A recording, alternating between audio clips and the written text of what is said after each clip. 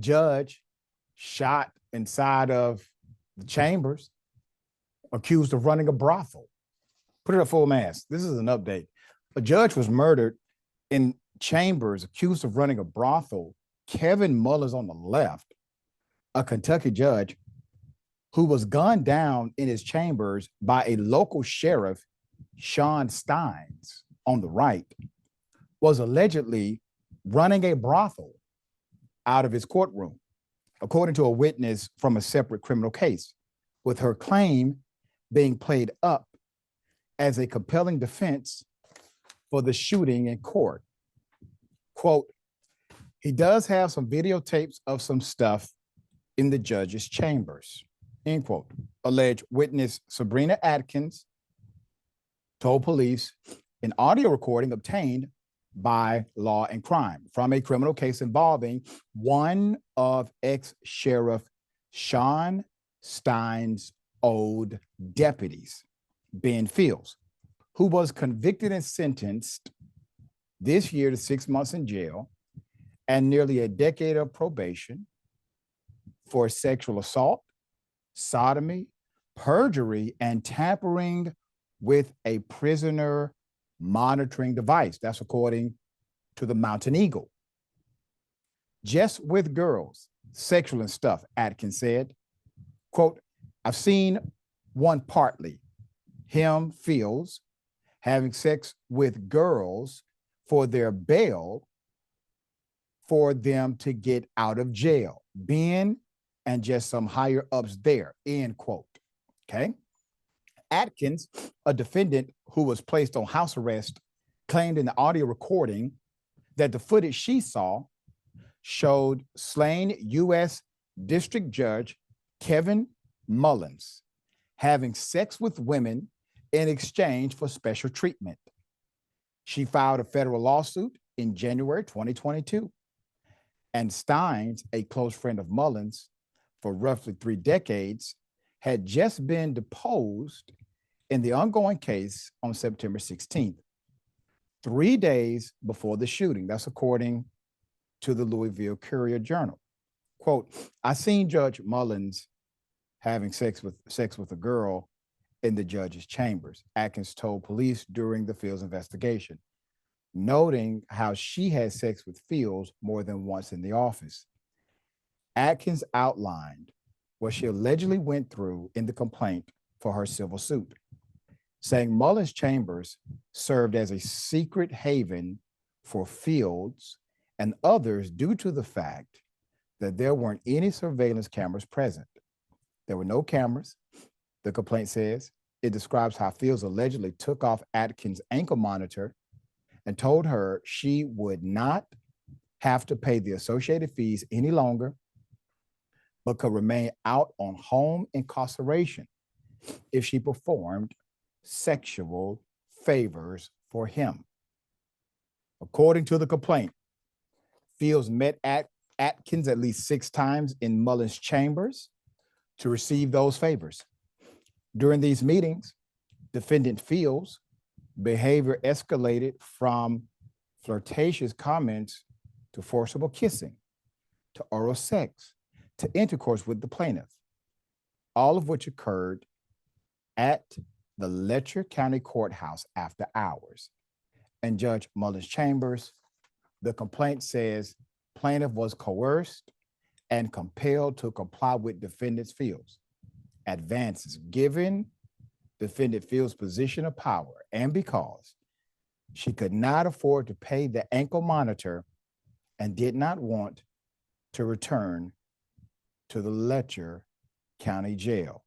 Now, already this is an extreme situation. If half of it is true, it is extreme to a degree that many of us would not imagine.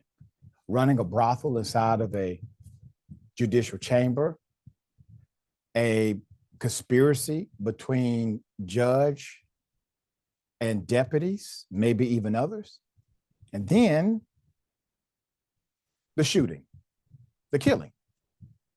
There's more. Last month, Atkins' claim was brought up in court, as was the Fields case.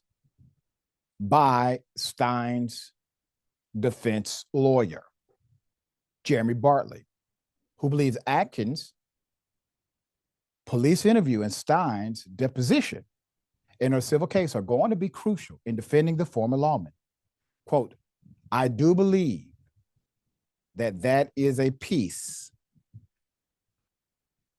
crucial, Bartley said November 25th at the November 25th hearing. Quote, this is a large story. It's a story that in some ways is difficult to tell. We look forward to sharing a more complete version of that as we go through this judicial process. So speaking to News Nations on Friday, Adkins' attorney said that he wasn't surprised by Bartley's emphasis on the client's civil suit and claims to police. Quote, it's likely they are running a brothel out of that courtroom. During his deposition, Stines allegedly denied having any involvement in the sextortion scheme that Fields and Mullins are accused of being a part of. He said he didn't find out until after the lawsuit was filed, according to the Courier-Journal.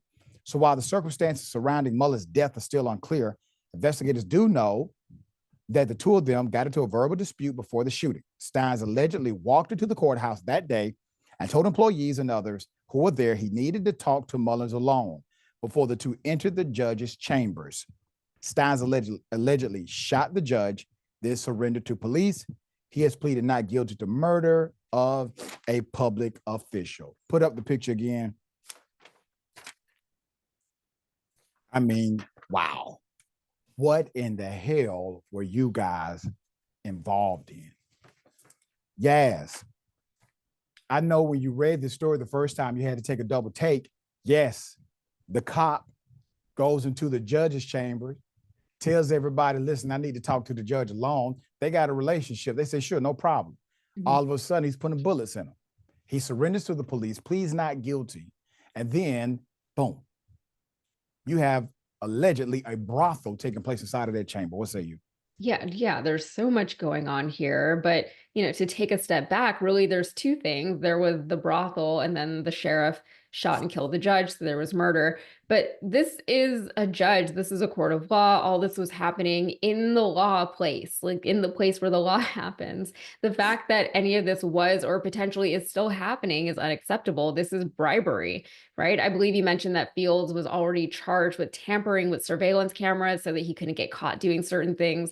And this is one of my biggest problems with our judicial system and with our system of policing. And it's not an unfortunate consequence of giving certain people an inordinate amount of power over others.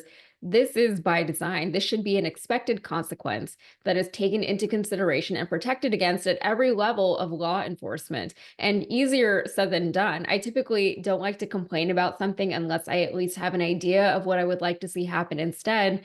But I don't know how we protect against the basest of human tendencies. You can say, more accountability, sure, checks and balances, sure, but we already have those things in place. As soon as corruption enters the picture, and it enters very, very quickly, it becomes rampant very quickly. It can grow, it can thrive, and it becomes more and more difficult to guard against and to stand up against.